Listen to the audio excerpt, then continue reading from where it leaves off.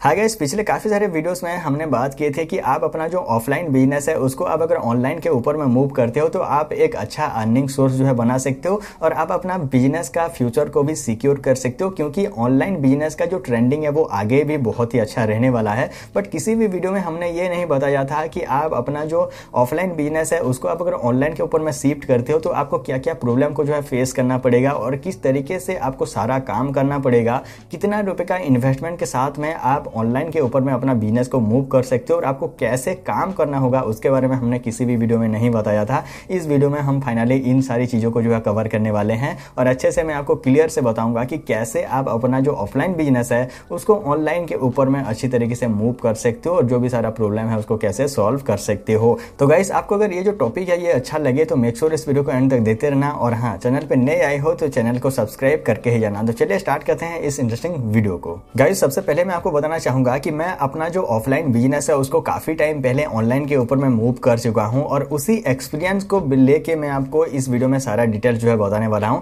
तो सबसे पहले अगर आप किसी ऑनलाइन वेबसाइट के ऊपर में अपना जो प्रोडक्ट है उसको सेल्स करते हो तो वहां पे सबसे पहले आपको जितने भी सारे ई कॉमर्स वेबसाइट हैं जहां पे कि आपको सेल्स करना है उसका सेलर रजिस्ट्रेशन आपको करना पड़ेगा और सेलर रजिस्ट्रेशन करने के लिए आप इजीली गूगल के ऊपर में जा सकते हो। जैसे कि अमेजोन हो गया तो अमेजोन का सेलर रजिस्ट्रेशन आप वहां पे लिखोगे तो आपको जो है डायरेक्ट रजिस्ट्रेशन करने के लिए जो ऑप्शन है वो मिल जाएगा। वहां पे आपको रजिस्टर करने के लिए आपको कुछ डॉक्यूमेंट की जरूरत पड़ेगा, जैसे कि यहाँ पे आधार कार्ड हो गया, पैन कार्ड हो गया और एक जीएसटी नंबर। आपके पास में अगर जीएसटी नंबर नहीं है तो आप जो है सेलर रजिस्ट्रेशन नहीं कर सकते, आपको जीएसटी नंबर जो है बनवाना पड़ेगा। ये तो हो गया रजिस्ट्रेशन की बात। अभी हम बात करते हैं कि हम किस तरीके से जो प्रोडक्ट है उसको बेचेंगे और कितना रुपए का वहां पे हमको जो है प्रॉफिट होगा। तो यहाँ पे किसी भी ऑनलाइन ई कॉमर्स वेबसाइट के ऊपर में आप जाते हो तो वहां पे आपको जो है दो तरीके के प्रोडक्ट जो है देखने को मिल जाते हैं। सबसे पहला जो प्रोडक्ट है वो है ब्रांडेड प्रोडक्ट, दूसरा जो कैटेगरी है वो है नॉन ब्रांडेड प्रोडक्ट या फिर हैंडमेड प्रोडक्ट।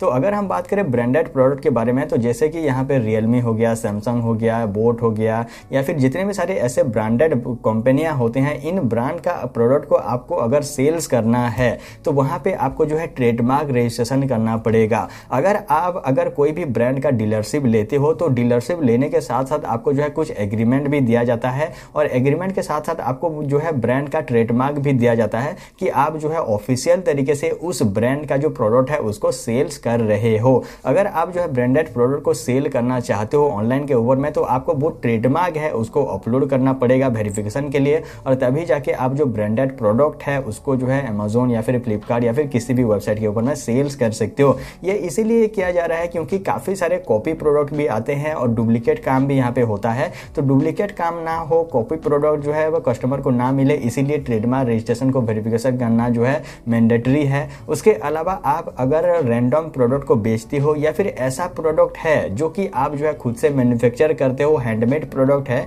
तो उस केस में आपको जो है अपना जो ट्रेडमार्क है उसको खुद से बनवाना पड़ेगा। आपके पास में अगर हैंडमेड प्रोडक्ट है, खुद का मैन्युफैक्चर किया हुआ प्रोडक्ट है, तो आपको आपके दुकान का या फिर अपने ब्रांड का एक ट्रेडमार्क जो है रजिस्ट्रेशन करना पड़ेगा, तभी जाके उन प्रोडक्ट को आप अमेजोन के ऊपर में सेल्स कर सकते हो ब्रांडेड कैटेगरी के ऊपर में। अभी हम बात करते हैं कि नॉन ब्रांडेड जितने भी सारे प्रोडक्ट हैं या फिर रैंडम कोई भी प्रोडक्ट है जो कि हम बिना डीलरशिप के अगर सेल्स करना चाहें तो वो किस तरीके से हम कर सकते हैं। जैसे कि मान लो आप किसी होलसेल मार्केट में चले गए, वहां पे बहुत सारे प्रोडक्ट को आपने खरीद लिया, ब्रांडेड नॉन ब्रांडेड बहुत सारे प्रोडक्ट को आपने खरीद लिया और उन प्रोडक्ट को आप अगर सेल्स करना चाहते हो तो वहां पे आपको किस तरीके से करना होगा वो आप थोड़ा सा समझ लो। तो आप जो है ब्रांडेड प्रोडक्ट की कैटेगरी में आप नॉन ब्रांडेड प्रोडक्ट को नहीं डाल सकते, आपको जो है नॉन ब्रांडेड कैटेगरी में ही अपना जो प्रोडक्ट है उसको डालना पड़ेगा। सबसे पहले तो आपको उस प्रोडक्ट का जो फोटो है, फोटोग्राफी है उसको करना है, उस प्रोडक्ट का अच्छा फोटोस आपको खींचना है, उन प्रोडक्ट का आपको डिस्क्रिप्शन तैयार करना है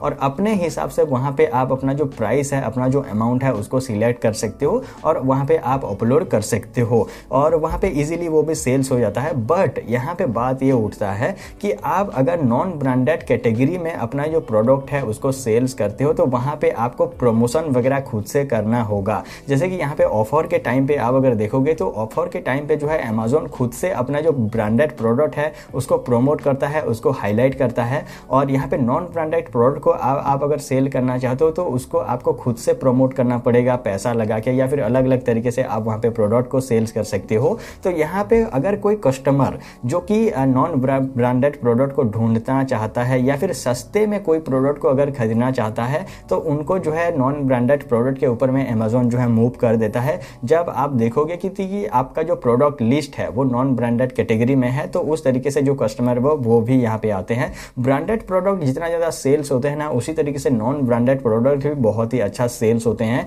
क्योंकि वहाँ पे आप अपने अकॉर्डिंग वहाँ पे जो प्राइस अमाउंट है उसको सेट कर सकते हो। तो अभी हम बात करते हैं कि अमेजोन या फिर फ्लिपकार्ट जितने भी सारे ई कॉमर्स वेबसाइट हैं ये किस तरीके से हमको जो है पैसा देते हैं और कमीशन वो कितना लेते हैं। तो यहाँ पे मान लो आपने कोई प्रोडक्ट को जो है 100 रुपये में वहाँ पे सेल कर दिया, यानी 100 रुपये में वहाँ पे ऐड किया है, तो उस केस में आपको जो है अमेजोन चार्ज करेगा अपना कमीशन रेट 10 रुपीज़, यानी 100 रुपीज़ के ऊपर में 10 रुपीज़ अमेजोन कमीशन चार्ज करेगा। और उस केस में आपको जो है कुरियर चार्जेस भी देना पड़ता है। कुरियर चार्जेस वो एरिया टू एरिया डिपेंड होता है। और यहाँ पे कुरियर का भी एक बड़ा सा क्वेश्चन हो जाता है कि यहाँ पे आप अगर कोई प्रोडक्ट को सेल करना चाहते हो और आप रूरल एरिया वगैरह में आप रहते हो, जैसे कि गाँव वगैरह है, तो उस केस में आपको जो है अमेजोन का या फिर फ्लिपकार्ट का या फिर जिस भी वेबसाइट है उसका ऑफिशियल कुरियर है तो वहां पे आप सिलेक्ट कर सकते हो। और जब प्रोडक्ट आपका कोई ऑर्डर आएगा तो जो ऑफिशियल जो कुरियर है वो आपके पास में आएंगे, आपके जो प्रोडक्ट है उसको रिसीव करेंगे और कस्टमर तक जो है डिलीवर कर देंगे। इन केस आपके एरिया में अगर कुरियर सर्विस अवेलेबल नहीं है, ऑफिशियल कुरियर सर्विस अवेलेबल नहीं है, तो उस केस में आप थर्ड पार्टी कोई भी कुरियर सर्विस को या फिर पोस्ट ऑफिस का भी सहारा ले सकते हो और वहां पे आप अपना जो प्रोडक्ट है उसको सेल्स कर सकते हो, यानी शिफ्ट कर सकते हो। ठीक है, तो अभी तो हो गया ये सारा कुरियर चार्जेस वगैरह ये सब हो गया। तो अभी हम बात करते हैं कि इन्वेस्टमेंट हमें कितना लगेगा अगर हम अमेजोन फ्लिपकार्ट के ऊपर में कोई प्रोडक्ट को सेल करना चाहें तो सबसे पहले आपको लगेगा एक पीसी। ठीक है, पीसी के बाद में आपको लगेगा एक प्रिंटर होने के बाद में फोटोग्राफी करने के लिए आपके पास में लाइट वगैरह है तो वो आप खुद से जो है देख सकते हो। बट यहाँ पे एक पीसी और एक प्रिंटर की मदद से आप जो है अपना काम जो है कर सकते हो। आप किस तरीके से पीसी खरीदोगे और कितना अच्छा प्रिंटर खरीदोगे वो आप जो है खुद डिसाइड करना। बस इतना ही 10-20 हज़ार रुपए के इन्वेस्टमेंट में आप ये सारा काम जो है कर सकते हो। बस ध्यान रखने वाला बात होता है कि यहाँ पे जो नॉन ब्रांडेड प्रोडक्ट है या फिर जो ब्रांडेड प्रोडक्ट है उन्हीं के बीच में थोड़ा सा जो है लोग कंफ्यूज होते हैं। अभी मैं थोड़ा सा बताना चाहूँगा कमीशन रेट के बारे में। यहाँ पे जैसे कि मैंने आपको बताया 100 रुपये का आप कोई प्रोडक्ट को ऐड करते हो तो वहाँ पे आप जो है अमेजोन उसका 10 रुपीज़ जो है रख देता है, यानी कम से कम अगर आप छोटे लेवल का यानी कम प्राइस का कोई प्रोडक्ट को वहाँ पे सेल करते हो तो अमेजोन थोड़ा सा ज़्यादा जो है कमीशन रेट रखता है। वही अगर आप 4,000-5,000 रुपये का कोई प्रोडक्ट को अमेजोन के ऊपर में अपलोड करते हो सेल्स करने के लिए तो 1% 2% कमीशन भी अमेजोन जो है लेता है। और उसी तरीके से अमेजोन जो है काम करता है। मान लो कोई कस्टमर आपके सेलर आईडी से ऑर्डर करता है, अपना प्रोडक्ट को जो है बाय करता है और उसके बाद में आपको जो है उसका जो रिटर्न डेट है, जैसे कि यहाँ पे कस्टमर ने उस प्रोडक्ट को बाय किया, उसके पास में डिलीवर हो गया और उसके रिटर्न डेट जाने के बाद में जैसे कि 10 दिन होता है, 15 दिन होता है, 1 महीना होता है, उस प्रोडक्ट का जो रिटर्न टाइम है वो कवर होने के बाद में उसके 15 दिन के बाद में जाके अमेजोन आपका जो पैसा है, आपका जो अमाउंट है वो आपके अकाउंट के ऊपर में ट्रांसफर करता है। यानी रिटर्न डेट जाने के 15 डेज तक आपका जो अमाउंट है उसको होल्ड करके रखता है कि इन केस कोई भी दिक्कत ना हो कस्टमर को या फिर इन केस कोई भी प्रॉब्लम ना हो कस्टमर को, इसीलिए। और उसके बाद में जाके ही आपको आपका फाइनल जो पेमेंट है वो मिल जाता है। तो इसी तरीके से आप अपना जो प्रोडक्ट है उसको अमेजोन के ऊपर में सेल्स कर सकते हो, अपना जो अर्निंग सिस्टम है उसको बढ़ा सकते हो। फिर भी कोई भी सवाल या फिर सुझाव है तो नीचे कमेंट में या फिर इंस्टाग्राम पे ऊपर मुझे पूछ सकते हो। आज के लिए बस इतना है guys, thanks for watching, thank you.